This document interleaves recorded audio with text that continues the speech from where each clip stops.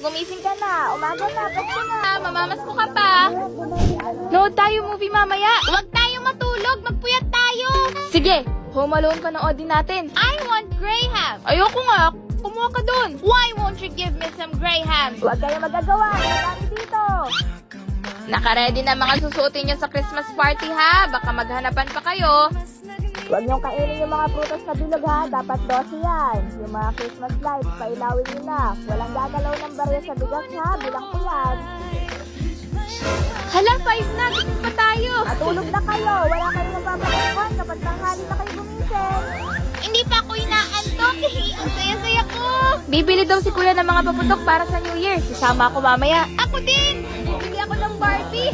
Binigyan ako kanina ni Ninong ng 500. Ang saya ng Pasko ko. Andito mga exchange gift nyo ha. Baka makalimutan nyo. Bilisan nyo na kumain at baka malate kayo. Opo ma. We wish you a Merry Christmas. Walang Pasko dito. Eh ba't may Christmas tree? Hindi po muna ako makakapunta ngayong Pasko. Kailangan ko po mag-OT sa trabaho. Ah, ganun ba? Sige, okay lang anak. May susunod na Pasko pa naman. Merry Christmas, anak. Merry Christmas, ma. Claire, wala na ang nanay mo. Bakit mo sinayang ang oras? Sorry, boss. Hindi ako makakapasok sa Pasko. Uuwi ako sa amin. Sigurado ka? Importanteng araw to. Baka ma-promote ka. Importanteng araw din po yun para sa mga magulang ko.